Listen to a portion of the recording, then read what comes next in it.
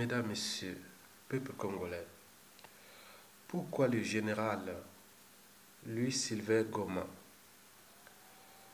ne prend-il pas ses responsabilités devant l'histoire et surtout pour le devoir de mémoire? Et pourquoi? Parce que dans toute organisation, qu'elle soit État, entreprise ou association, quand il y a un dysfonctionnement, c'est celui qui a la tête qui en est responsable. On parle souvent de chaîne de responsabilité.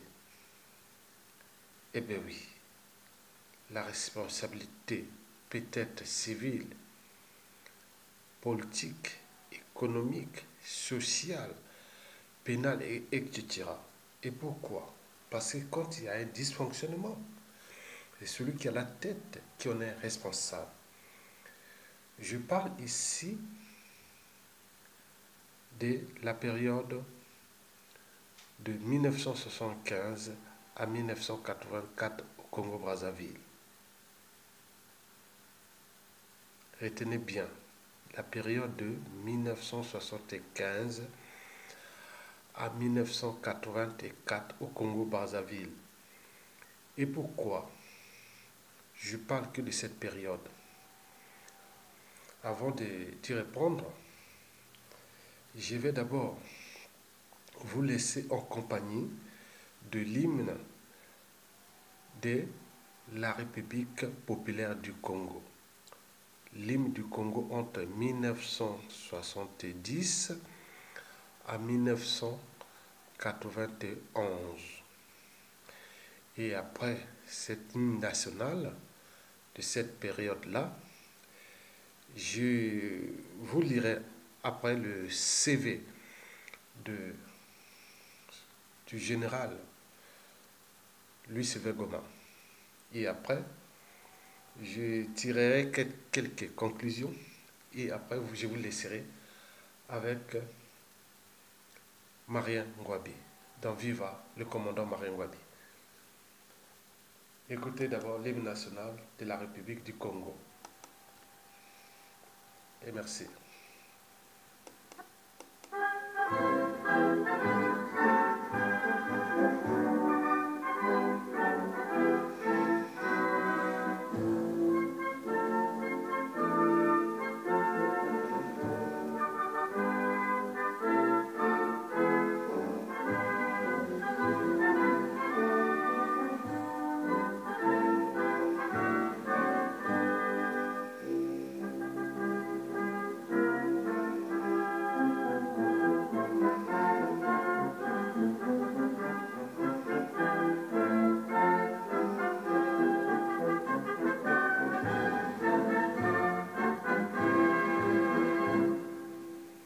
Mesdames, Messieurs, peuple congolais,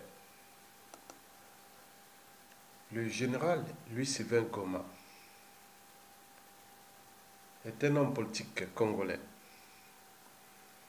d'abord de la République populaire du Congo, puis de la République du Congo. Il est né le 24 juin 1941 à Pointe-Noire. Il a été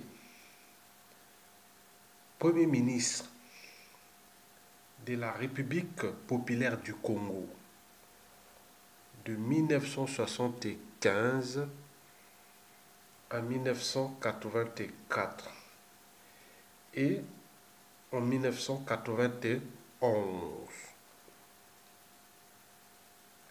en présidant le présidium provisoire des travaux de la conférence nationale au point de la rendre souveraine. Louis-Sylvain Goma, né le 24 juin 1941 à Pointe-Noire, d'un père Vili et d'une mère originaire de la Guinée. Il fait ses études primaires à Pointe-Noire, puis au lycée Victor Augagneur. de Pointe-Noire, où il décroche son baccalauréat.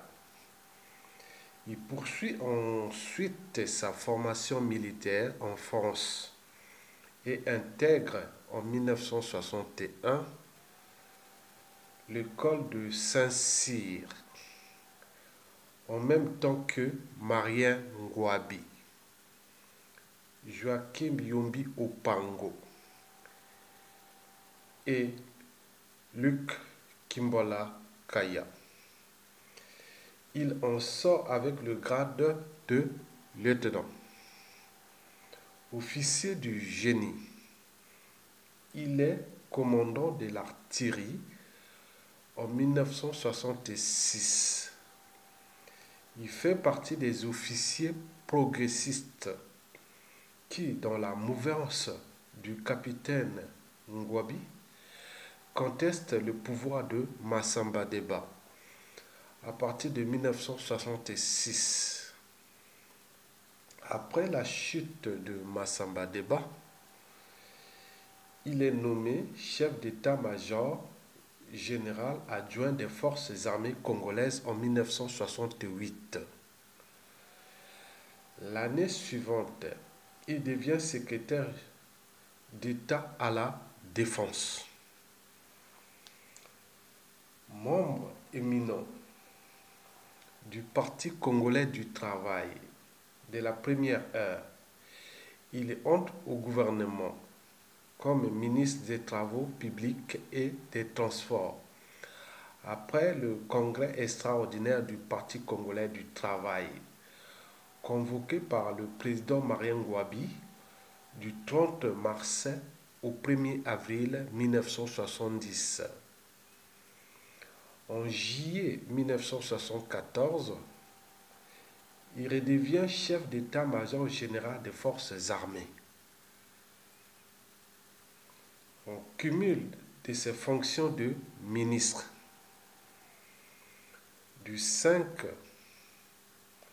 au 12 décembre 1975, une session extraordinaire du PCT, du Comité central du Parti congolais du travail, aboutit à la dissolution du bureau politique et à la mise en place d'un état-major spécial révolutionnaire et qui en assume les fonctions jusqu'au prochain congrès du parti. Le commandant Louis-Sylvain Goma est un des 5 membres avec Marien Ngouabi, Tister Tikaya, Sassou Nguesso et Ngombe. Il est également nommé par le président Marien Ngouabi, Premier ministre en remplacement de Henri Lopez. Il fait partie du comité militaire du parti, mis en place le 18 mars 1977, après l'assassinat du président Marien Ngouabi, pendant que lui était le numéro 2 de l'exécutif du Congo, c'est-à-dire Premier ministre, pendant l'assassinat du commandant Marien Ngouabi, avec le rang de deuxième vice-président. Il conserve son poste de Premier ministre l'année suivante et il est promu colonel. En 1979, il est aux côtés du premier vice-président du comité militaire du parti, Sassou Nguesso, dans le bras de fer qui l'oppose au président Yombi Opango. Après la chute de ce dernier, le 5 février 1979, il est confirmé à son poste de premier ministre par le nouveau président Sassou Nguesso. En 1984, il quitte le poste de premier ministre, chef du gouvernement, sous le président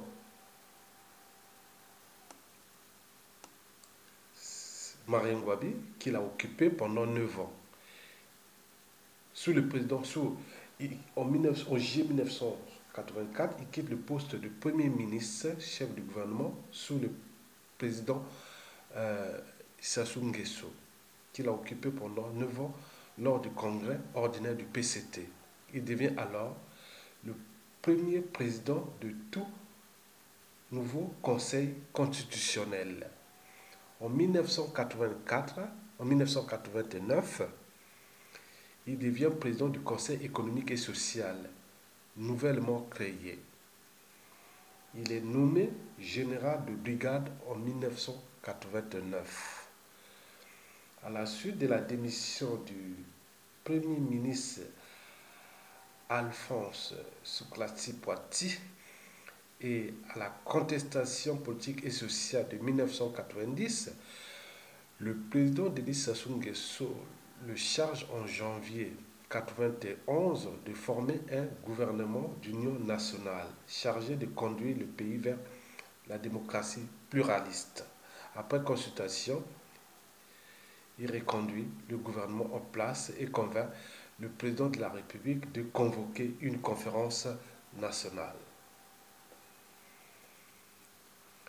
En février 1991, il préside la conférence jusqu'à l'élection de Monseigneur Kombo. Candidat malheureux au poste de Premier ministre du gouvernement de transition, il quitte la primature après l'élection d'André Milongo en juin 1991. Pour la première fois depuis 1968, il n'exercera aucune fonction publique. De 1992 à 1998, il est cadre dirigeant de la société pétrolière italienne Agip Congo. De 1999 au début de l'année 2012, il est secrétaire général de la Communauté économique des États de l'Afrique centrale, dont le siège est à Libreville au Gabon. Depuis le 21 avril 2012, il est nommé ambassadeur plénipotentiaire de la République du Congo au Brésil. Il a présenté ses lettres de croyance à la présidente Dilma Rousseff le 23 janvier 2013. Et jusqu'à présent, on ne sait pas s'il est encore là-bas. Bon, vous savez que dans toute organisation, quand il y a un dysfonctionnement, c'est celui qui a la tête qui en est responsable. Si je prends date par date, parce que dans le sens des responsabilités, oui, parce que nous, au pays, on est responsable de rien, ni de son passé, ni des mandats passés ou encore en cours. Donc, dans le sens de réformer le Congo de demain, tous ceux qui sont encore vivants, étant donné que le pays, le Congo-Brazzaville, avec Sassou Nguesso, s'est déclassé petit à petit. Il est maintenant au fond du trou. N'oublions pas l'officialisation des assassinats politiques. Depuis 1969, en commençant par Kinganga, lui, il était déjà là. Quand on voit son CV de Lucien Goma, en quelle année il était déjà, par exemple en 1969, 70, je pense qu'il devait être chef d'état-major des secrétaire à la défense, quelque chose comme ça, oui. L'année suivante, il devient secrétaire d'État à la défense. Donc il était au courant de l'affaire de Kinganga de 1969. Bon, en passant par Diawara, il était là. Diawara, les années 1974, 73-74, il était au niveau des états-majors des armées, oui, ministre en même temps. Donc pendant l'assassinat du président Marine Ngouabi et du cardinal Émile Biayenda, de l'ex-président Massamba Deba, avec toute cette période d'horreur qui ont passé entre le 18 mars 1977 au 2 avril 1977 toujours. Bon, il y a eu des morts, il y a eu plus de condamnations jusqu'à arriver de Yombi Opango et puis Sassou Nguesso 1. Il était toujours là, poste, c'est-à-dire le numéro 2 du pays, même s'il y avait le parti qui dirigeait l'État. Mais si on prend trois personnalités clés, à ce moment, il y avait le président de la République, le président du parti et le Premier ministre. Mais pourquoi on n'a jamais interrogé Lucifer Goma pour ces années-là, de 70 à 1984 par exemple. Donc c'est un problème de conscience. Donc lui, pour les besoins historiques, doit écrire ou dire sa part de vérité sur cette histoire. Parce que cette histoire-là, déjà pendant la conférence nationale, s'est positionné seulement sur la géopolitique. C'est comme si toute la responsabilité était que des nordistes. Oui, il faut le dire. Et c'est pourquoi même la conférence nationale, sur le plan des assassinats et autres, a échoué lamentablement. Et même l'Issouba n'a pas pu gérer par la suite le cas Sassou Nguesso et de tout ce monde-là. Parce que, oui, le crime profite sur l'assassin. Bon, on se demande, il a une part de responsabilité. Je ne sais pas comment, s'il n'y avait plus de Premier ministre, pourquoi, pendant cette période d'assassinat du commandant Maringwabi, on ne parle que du ministre de la Défense et de la Sécurité, c'est-à-dire Sassou Nguesso, mais jamais du Premier ministre, et encore moins de tous ceux qui sont autour au niveau politique, qui ont pris ces décisions. Donc si je vois en décembre, déjà en juillet 1974, il était le chef d'état-major des armées congolaises en cumul de ses postes de ministre. Et maintenant en 1975, il est nommé Premier ministre jusqu'en 84 et pendant tout ce qui est précité. Mais il était là, donc il doit prendre sa part de responsabilité. D'où l'intérêt pour les devoirs des mémoires, parce que demain, si ça se tombe, et demain, nous devons construire les devoirs des mémoires, nous devons construire un monument des devoirs des mémoires. Et qui sera comme à l'image de ce qui s'est passé au Rwanda et ailleurs dans le monde.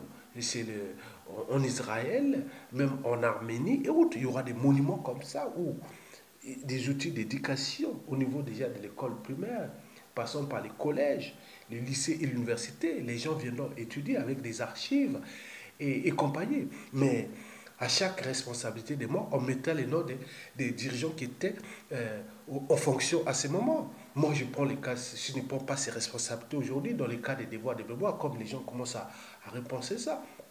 La période, par exemple, de 70 à 84, il y aura les noms de ceux qui étaient premiers ministres et autres. À côté, il y a les listes des victimes. Parce que ceux qui n'ont pas pris les listes des victimes, et en bas, il y aura les vidéos de ceux qui ont pris les responsabilités d'assumer les rôles pour les besoins historiques. Parce que pour construire une nation, il faut tout simplement repenser au devoir de mémoire. Parce que tous ceux qui sont morts, ils ne sont pas morts pour rien. Et que certains passent sur les mailles des filets et qui ne prennent pas les responsabilités devant l'histoire, c'est un problème. Donc nous, pour repenser le Congo de demain, il faut tout justement repenser ces problématiques de devoir de mémoire. Mais toute cette période-là, ceux qui commencent à parler, et c'est bien, ceux qui ont écrit des livres, ceux qui, à côté, vont laisser les séquelles, mais je suis sûr et certain, oui, qui ne va pas la chasse perd sa place. Mais ceux qui seront là demain, et dans le cas de ces gros monuments historiques, il y aura des noms liés à chaque période. Par exemple, 70, on met qui était ministre de la Défense, qui était ministre ceci, et à côté, on met les victimes. Et avec des photos. Et ça sera pour les besoins de l'histoire, pour éduquer la société. Parce qu'il faut une mémoire commune. Parce qu'un peuple qui n'a pas de mémoire commune sera toujours dans la récurrence des mêmes erreurs et des mêmes crimes et compagnie. Donc nous devons construire ces monuments historiques. Il y aura même des jardins où les gens peuvent venir pique-niquer et faire des trucs gardés par la garde républicaine et compagnie. Mais ce devoir de mémoire va être construit, soit à Bakongo, Makelike ou près du centre-ville. Avec toutes les informations comme on a pensé, certains pensent que ça sera comme les Invalides à la place de Paris, comme à Paris. Donc il y aura un gros monument comme ça, qui sera obligatoire, c'est dans ce contrat-là. Donc il appartient à ceux qui encore, qui à chaque moment de l'histoire, n'ont pas pris les responsabilités de donner leur part de vérité, mais quand vous verrez dans les des monuments qui sera construit à l'intérieur de chaque période de l'histoire du Congo, année par année, et avec les victimes, explicités et autres, d'autres avec les images, les ossements et autres, tout ce qui sera mis en place dans le cadre que nous avons déjà, l'expérience du Rwanda qui va nous apporter beaucoup d'informations, de l'Arménie, de la France, de l'Allemagne, d'Arménie, d'Israël et tout ça, il y en a partout. Donc nous allons construire cette mémoire qui sera énorme et aussi d'autres mémoires à l'échelle locale. Par exemple, dans chaque région, il y aura ces problèmes-là pour construire une nation tout justement. Donc il appartient au l'ex-premier ministre ou l'ambassadeur actuel, ou je ne sais pas quelles sont ses fonctions aujourd'hui, de prendre ses responsabilités et écrire les livres et dire sa part de vérité sur cette histoire. Même audio, ça sera encore mieux parce que dans ses mémoires historiques, la part de vérité viendra surtout par audiovisuel. Et ça, les gens vont voir les réseaux images. Qu'est-ce qui s'est passé pendant les assassinats du président élu Marengo, et du président Marengwabi, de l'ex-président Massaba Deba. Nous ne parlons pas de cardinal Emi Biaïda, nous ne parlons pas de Kimwala Kaya et tout ce monde. Donc, on ne doit pas fuir sa mémoire. Parce qu'on peut tout fuir, sauf sa conscience. Et voilà. Je vous laisse avec Marengwabi Viva, produit par Elvis Kakou. Et merci et à bientôt.